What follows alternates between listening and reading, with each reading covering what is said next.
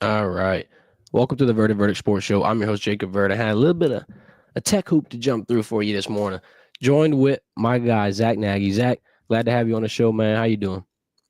Doing good, man. Like I said, we kind of talked about trying to get on the show a couple different times. I'm glad we could kind of make it happen this time. We got some football, some Luka Doncic's trade news. We got a couple different topics to hit on. So excited to see what we get to today. I'm excited. Pick your brain a little bit. LSU's been hustling in the portal, obviously, number one portal class. Everybody's been excited. There's a lot of things to be proud of.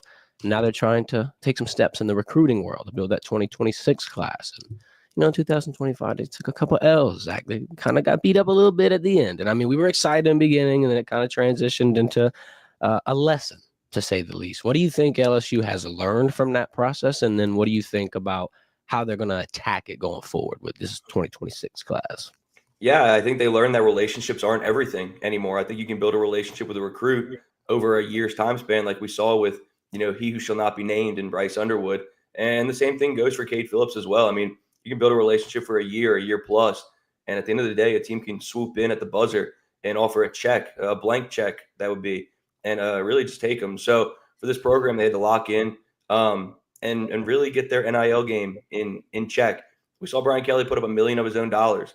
An anonymous donor put up another $1 million. And then you started to see the wheels start to turn with this team on the NIL space. So started with the portal. You saw that this team, whoever they wanted, whoever they got to campus, they were going to lock down and really add to the class. So now it trickles into the 2026 class. Can you go out and get your heavy hitters like a Blaine Bradford, Lamar Brown? The list goes on and on with the 5 stars in state and across the country. So the change is that relationships aren't anything anymore. You got to piece together NIL as well. And that's a recipe for success.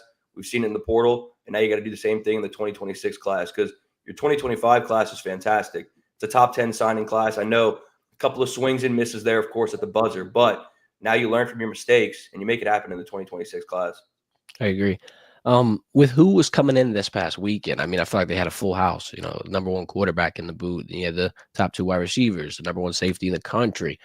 How do they, one, get all those people in and be able to balance it all? And then two, why at this point of the season, in the spring, in the off season, Coach Kelly, is it about time? Is it about hands-on approach? What do you think the calculation is here?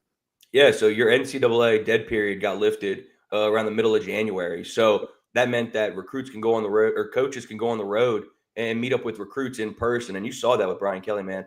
He was getting a lot of flack for people saying that he didn't go out on the road and recruit and do this and that. And whoever was saying that he shut them down quick because he was across America, traveling to Texas, Florida, Mississippi, doing whatever he needed to do to get in person. So the quote unquote timeline right now is that you want to have this end of January into February time where you're talking with recruits, gathering as much intel as you can on your priority targets, because then you shift into March. And that's that point in time, man, where spring ball is getting ramped up. You're starting to lock in on your own program, and you want to get kids to come in for official visits. You want to start to get that season going well. So we saw Brian Kelly knock it out of the park last weekend, that being Saturday for the junior day event. And number one safety in America, Blaine Bradford. Number one interior offensive lineman, Lamar Brown. You had the number 1 and number 2 wide receivers in the state, Jabari Mack in town, Kenny Darby, who's a player who shut down his recruitment, man. The goal for him is what he was telling me is that he doesn't want to visit any other schools.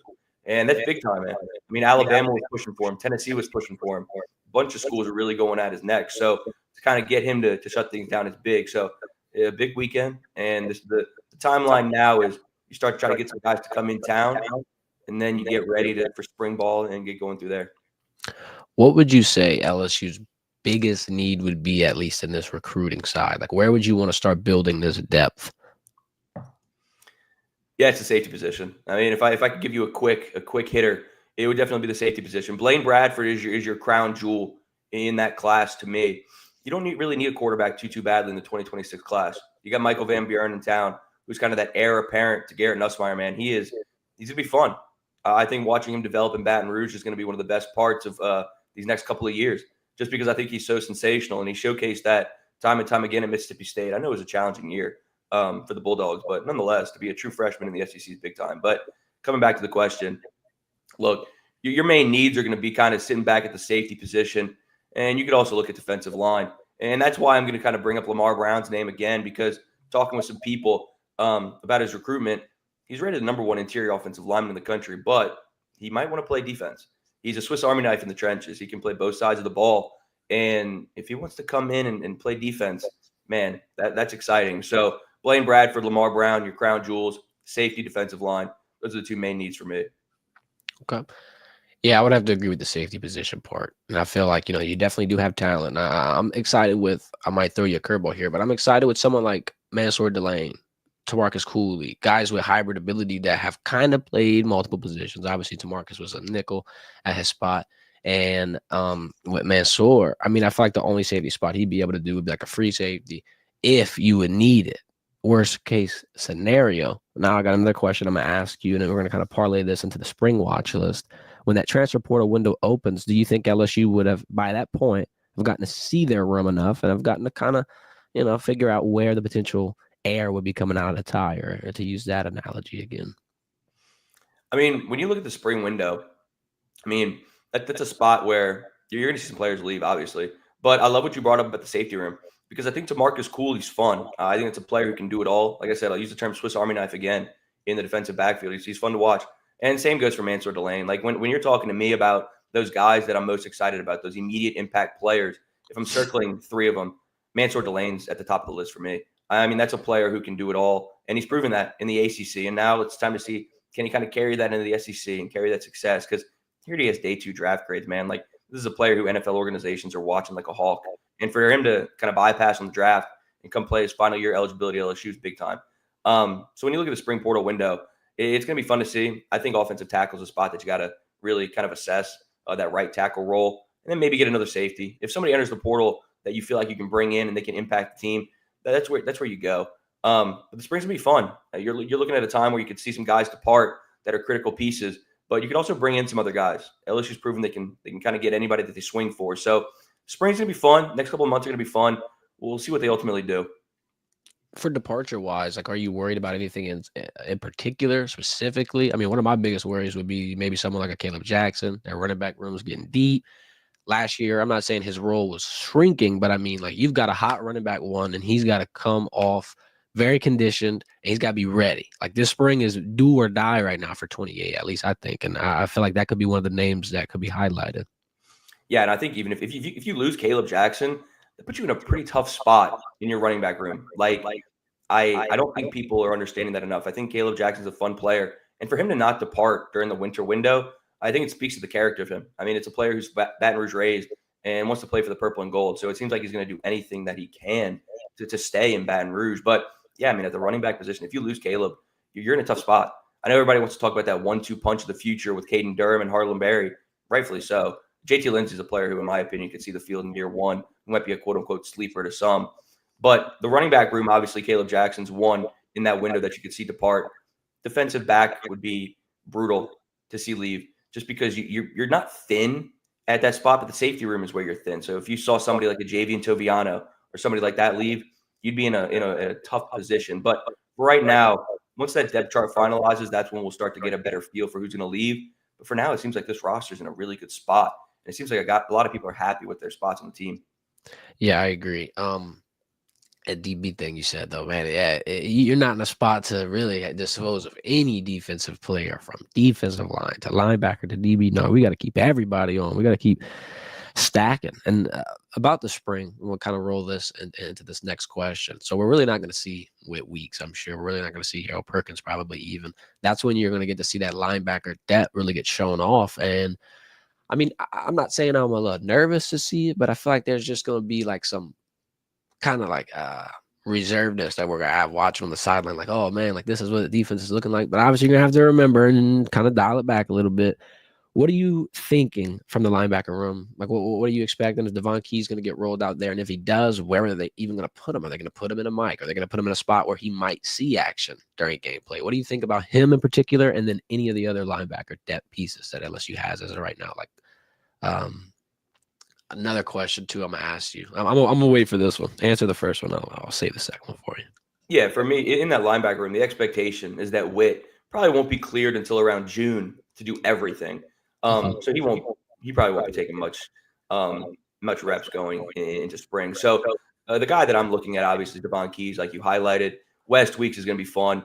But Charles Ross, this is a player that I'm excited to see kind of develop. Early enrollee, He's going to be in town. He's doing his business right now. He's excited. He's having fun.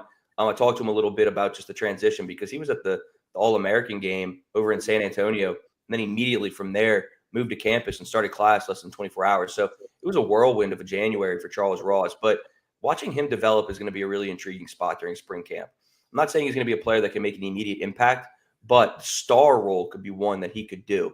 And then we're not going to see him during spring ball, unfortunately, but Jaden Breaker, I think he's a player that could be an immediate impact player. He'll get some reps this offseason where he starts to be able to take strides in the right direction. But your linebacker room is relatively thin. And now that I'm kind of talking on the fly right now, it's a little bit of a spot where you could potentially maybe add a portal guy there. You got Witt, West. Obviously, you got Devon Keys, Tylen Singleton. You got a couple of different guys there. But the more I kind of talk out loud, the more I think, yeah, that's kind of a thin spot going into spring ball, man. Yep.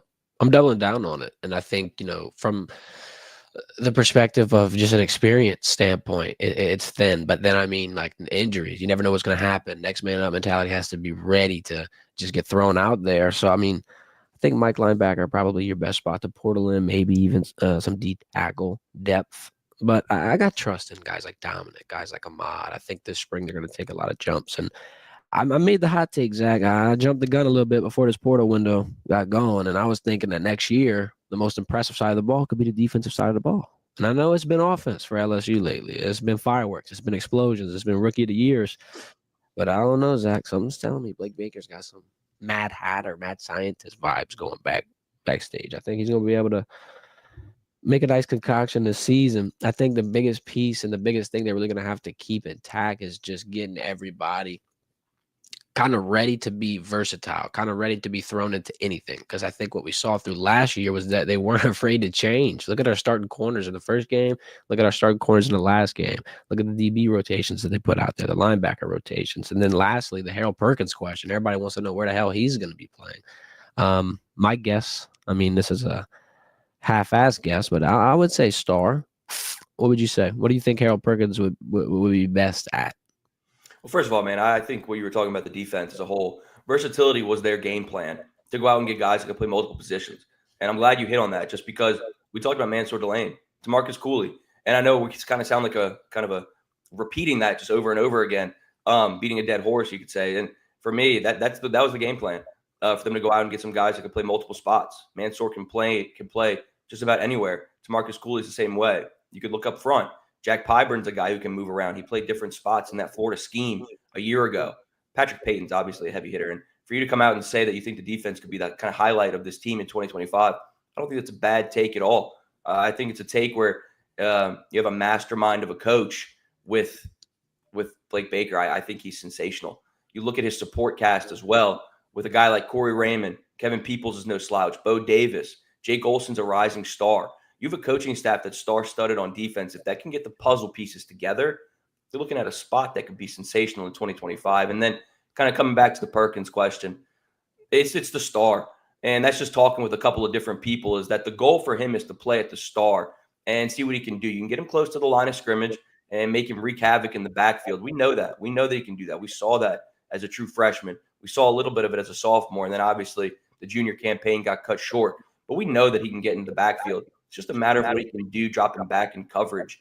And when he was healthy last season in 2024, he was one of your highest graded players kind of dropping back in coverage. So putting it all together is going to be the big thing for him. We know he's a freak athlete. Just a matter of piecing it all together. And if he can do that, again, you're looking at a day one, early day two draft pick in 2026. Sensational player. But the star role is going to be his best friend. And that's why Blake Baker is going to be kind of holding his hand throughout spring ball when he can kind of get cleared. And then going into the offseason as well. So big next couple of months for Perkins. We'll see what he can do. But the star role is going to be where he's at, is my assumption. And I feel like that's probably the spot he's best served at. And I'm always going to use this comparison, and it's kind of a horrible one, but it's just like, if you put him in a situation where he was just rushing the passer, he was just doing this, and it was just one dimensional, and he got to the NFL, and you saw him playing back in coverage and doing all this crap all over the field, and you're like, oh my God, where was that? They kind of want to scratch the surface and see if they could get that into that college level, the potential that they see I feel like speaks volumes. I mean, look, if Blake Baker's going to tell me he sees something in me, I'm going to go ahead and believe him because I feel like this coaching staff is on P's and Q's all the time. And I got another question, too. With the addition of guys like Coach Guidry, Coach Atkins, how important do you think it is to have that Louisiana connection? I mean, both guys all over the boot. Coach Guidry specifically went to McNeese, coached at McNeese, coached at Southeastern, I believe, defensive coordinator. But just talk about those coaching additions at this point, what they mean to the team and the recruiting aspect. Because, like I said, I feel like they're getting everybody tied to the boot. Well, my thing really, man, is I think a lot of people are going to talk about the offseason moves that they made for the roster. And the roster reconstruction has been sensational. Don't get me wrong. I mean, it's been flat out sensational. But what Brian Kelly's doing to this staff is really getting kind of swept under the rug, in my opinion. He's kind of trimmed some fat with a couple of different staffers, letting them go elsewhere. Of course, losing Slade and Eagles big time to Houston. But now you go out and you get his replacement in Alex Atkins, who is a mastermind. This is a player who is a very good coach, up and coming, fast riser, offensive coordinator / offensive line coach at Florida State. And I know they had a tough 2024 year. Don't get me wrong. But in 2023, they were sensational when he was at the helm as well. So to get him to come join the staff is big time. And he's not just coming in as a tight ends coach. He's coming in as the run game coordinator as well.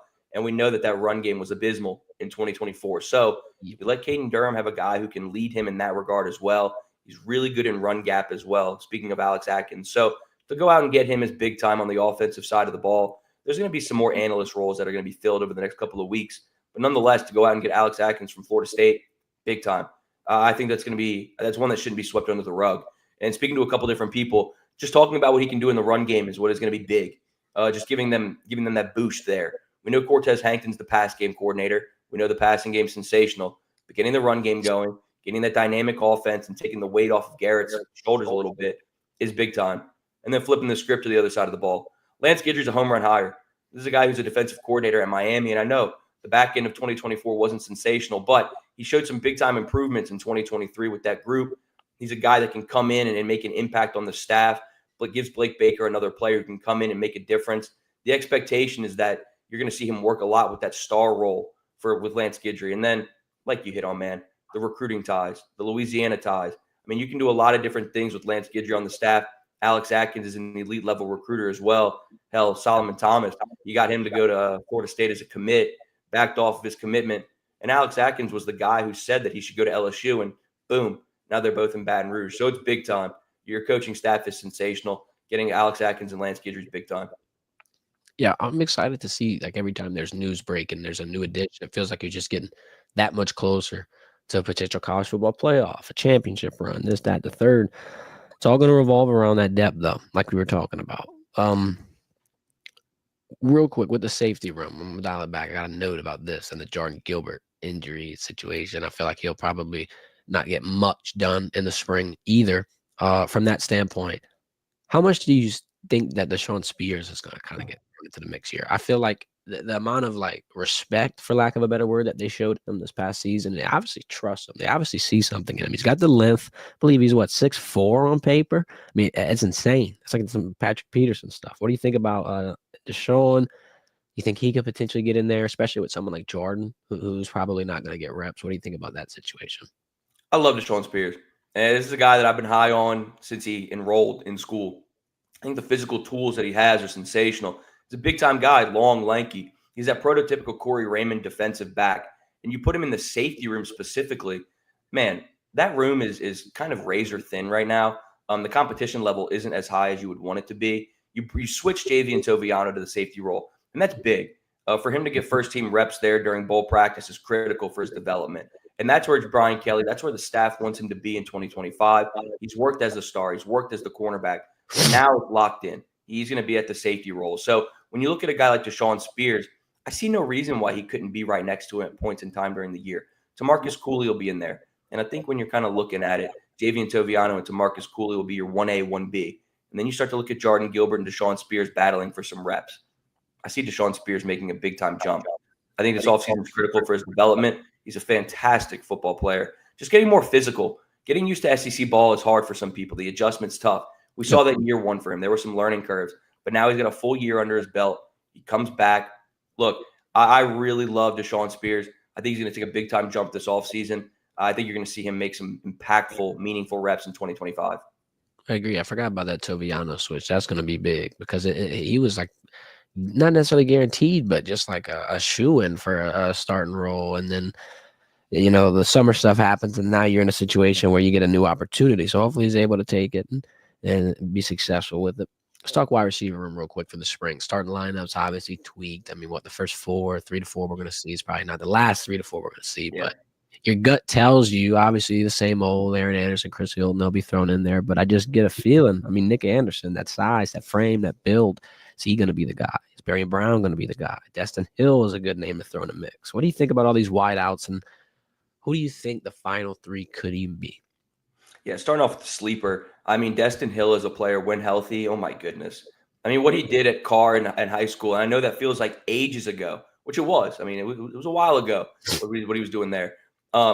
He's sensational. It's a high upside play for this program to go out and get Destin. He's just such a good football player. I mean, oh my goodness. I could go on and on about his athleticism, speed.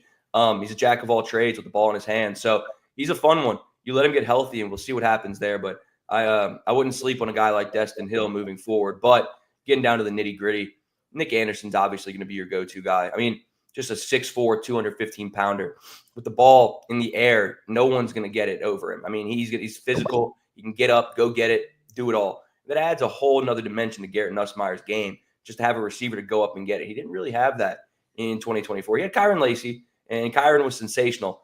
Sometimes had the occasional drop here and there. Consistency was where he struggled a bit. But now you have a surefire go-get-him player in Nick Anderson. And, man, I love what he's going to do there. And then Barry Brown, kind of hitting on the three transfers is what I'm doing here. Barry Brown is just an absolute speedster, dynamic weapon. He leads the SEC all time in kick return touchdowns. That's a testament to his speed. So you get the ball to him in space, and it's game over. So kind of coming back to it, when I'm looking at that top three, top four, you know what you're getting. In my opinion, you're getting Nick Anderson. You're going to get Barry Brown, Chris Hilton, and Aaron Anderson. Your top four is pretty much kind of set in stone. I hope I'm not forgetting anybody, but I'm pretty sure that that's going to be your go-to four right there. And then when you're coming down to it, it's going to be, can Chris Hilton stay healthy? And I hate to say that because the casual take that is, I mean, everybody and their mom is going to be sitting there talking about just, can Chris Hilton stay healthy? And if he stays healthy, it's scary. And we saw that with Garrett Nussmeier in the ball game towards the end of the year. The connection is superior. They're fantastic. So come week one at Clemson, if I was going to kind of make my way too early pick, I'll probably sit back and go with Nick Anderson, Aaron Anderson, and Barry Brown. Chris Hilton just hasn't proven yet that he can be healthy for week one. If he is, pencil him in there. He's a player that can make that impact. But for right now, I'm going to look at both Andersons and Barry Brown to really be those immediate impact guys and really step up in week one. LSU's always got talent at this spot, not to mention who your tight end one is. Dude's literally dunking basketballs right now, 6'7", Trades Green. This guy's going to go up and get everything. LSU's in a good spot offensively. I mean, defensively, too. I feel like this could be, if you play your cards right, I think this could be the one that you potentially crack into the top 12. Hopefully, I don't regret saying that. Before we get out of here, let's talk Senior Bowl real quick. I feel like a lot of stock was raised this weekend, especially for LSU players. I believe we had Miles Frazier, Emory Jones, Garrett Dellinger, Mason Taylor, and Savion Jones. They all did great, but in terms of draft stocks that I think just absolutely soared, I'm throwing in Mason Taylor and Miles Frazier. Right now, Emory Jones had a good low 3-rep spat that was trending on Twitter, and everyone's like, "Oh, did he split them?" I think he won all three of them. I think it was a pretty good performance. He kind of lock his legs and bend back a little bit, so they didn't keep pushing him to the quarterback. But hey, bro, you ain't getting to him. You ain't moving big 50. And with Miles Frazier, I was talking with G Sports a little bit about it. The hybrid ability that he possessed, dude, he played every position at line for LSU, from guard to center to tackle. Dude could do anything. He won O-Lineman of the Week over there. And then Mason Taylor, obviously showing off that catch radius and just his intelligence, his overall personality. And the catch radius really is the biggest thing, because you hear guys like Bill Belichick talk about Rob Gronkowski and how he can turn around and grab it, go to his shoelaces and grab it, reach up and grab it. Like the ability to just throw one up to 87 or now 86. I think he's going to be able to soar up draft boards. I think Mason Taylor should be a first-round pick. And I know that's a huge label to put on him. But guess what? I think he's worth it. And I think this weekend he proved it. It's just me, though. What do you think of the Senior Bowl and any takeaways you have from it? Yeah, no, I mean, I'm going to double down on the Mason Taylor kind of sentiment there. For me, he's such a go-getter or a go-get-it type of guy. whenever a ball is up to him, he's not going to drop it. He's going to make the play every single time. And it amazed me at times in 2024 with Garrett Nussmeier. I felt like every single ball that was thrown to him, he somehow made the play. Toe tap, strong, built, can do whatever you want. He's the full package that you want in an NFL tight end. He's going to play in the league for a long time. For me, I think he's a high day 2 pick now. I think he's really catapulted his draft status right now. And I love the first round praise. I love that because I think he's a fantastic player. And obviously, if I'm a GM, I'm giving him first round looks just because I think he's so talented, so well rounded. I've used the term Swiss Army knife like 4 times today. And I'll use it again when I'm talking about a guy like Mason Taylor, man. He does it all. But I think he catapulted his status. This is a guy who's going to get high day 2 looks now. He had a great Senior Bowl showing in front of all the kind of who's who of NFL organizations and staffers and whatnot. So big time showing there. But the big time name is Miles Frazier. He dominated. And like you said, you were talking about with G, kind of just about what he can do. He's a jack of all trades in the offensive line. He did it all. He could play outside, inside. And for LSU to give him a look kind of on the outside during the bowl game, I love that. Let him get his feet underneath him, kind of start to see what he can do there, and then carry that momentum into the bowl game was big time. So Miles Frazier can do it all. And there was a reason why he was rated as one of the top offensive linemen during the Senior Bowl kind of weekend over there, or week rather, over there in Mobile. So love what he did there. He was fantastic. For Emory, I love that he got some more reps under his belt there. Would have loved to have seen him come back in 2025. I think we'll give him a chance to boost his status even more. But some people have different mindsets. Some people have different players or people in their corner that are telling them what to do. He was obviously told to do a different thing. He had a good Reese's Senior Bowl showing. Excited what he did there. But those 2 guys that I'm looking at, obviously, like you said, I'm kind of just echoing the same sentiment, is Miles Frazier and Mason Taylor. Boosted their draft status. It was a big-time showing. We'll see what they do during LSU's Pro Day in the coming weeks, see what they elect to participate in. But those 2 guys knocked it out of the park during Senior Bowl. That's all you can ask for when you go to an event like that. Showed out. And I'm excited to see what their kind of draft status, how it continues to climb. What about the storyline out of the Senior Bowl? Not LSU related, but let's keep it draft related. Jalen Milroe and Jackson Dart. I mean, it's just like polar opposite stories. People are saying Jalen Milroe's stock is tanking, and people are saying Jackson Dart's stock is rising. And look, Zach, I want to just dial it back a little bit. I feel like fans, they're reactionary. Sometimes we're reactionary too, so I'm not going to just put it on the fans. But sometimes people get prisoners of the moment. You see a viral video, you see a moment, and you're just like, oh my God, this is everything. Like whether it be a quarterback hitting the roof on their pro day or whatever the case may be. Some people get trapped. And this could potentially be another one of those moments. I'm not saying that Jackson Dart did horrible. I think he did good too. I just don't think this is something where you can compare him and this rise to like a Jaden Daniels getting to the 2nd pick in last year's draft. And that's what we're comparing it to. It could happen. And I'm not going to hate on it. I'm just saying, I think this could be a prisoner of the moment. You got to wait for the pro day, the combine, and just see how this translates. Because I remember watching Jackson Dart on film in the game, in the season. So it's like, what happened? Where'd we go? What do you think? I think a lot of times, a lot of people want to try to find headlines and try to create these narratives that might not be real. I think Jackson Dart's a hell of a player. I think he's fun to watch. He's exciting. I'm a New Orleans native. Like I'm a NOLA baby. So all the talks around town is that, oh my goodness, could the Saints go out and get a guy like Jackson Dart? And who knows what they do? I mean, absolutely, who knows? But this quick rise from a Senior Bowl performance is interesting to me. It reminds me a lot of that Will Levis hype a couple of years ago, where he kind of did this, cruise. Draft day kind of fell down a little bit. And obviously, he's not doing too much right now in the league. So it reminds me a little bit of that in a way. But the main storyline is Jalen Milroe. I mean, oh my goodness, he was abysmal. And that's talking with people who were there. That's obviously seeing your fair share of clips online. I mean, it was a tough showing for Jalen. And he's such a unique player. So it's going to be fun to me, like, just to see where he lands in the draft because he's so exciting. And being an LSU guy, like us two being there in person, watching him just absolutely tear up LSU. I mean, yeah, I mean, it hurt. Like, watching him do what he did was brutal.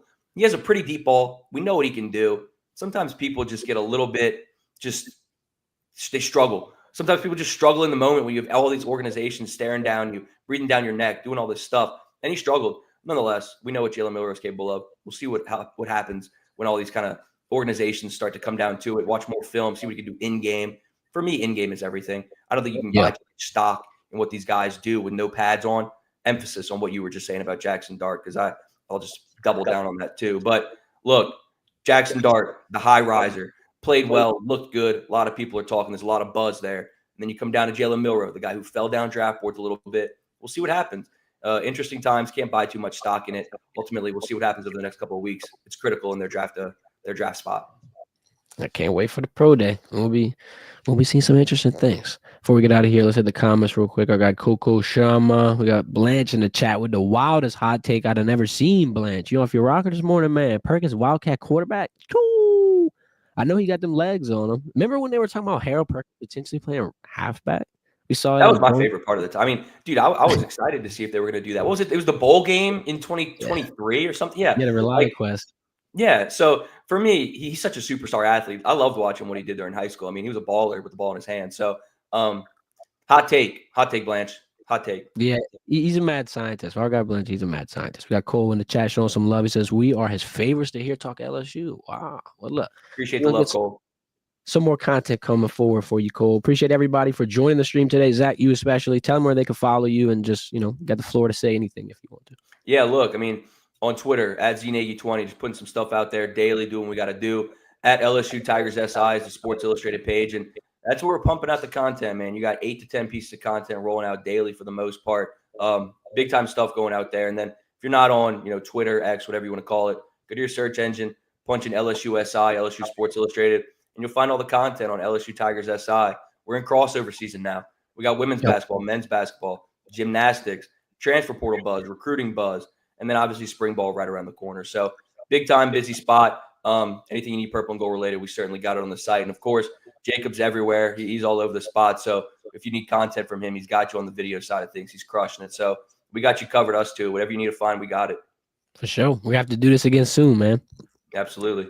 Appreciate your time. Thank you to everybody watching. Hope y'all have a good rest of your day. This has been the Verdin Verdict. I'm your host, Jacob Verdin. Y'all hit a like button on the way out. Smash it. Hit the subscribe button. We'll be live Wednesday at 9 again.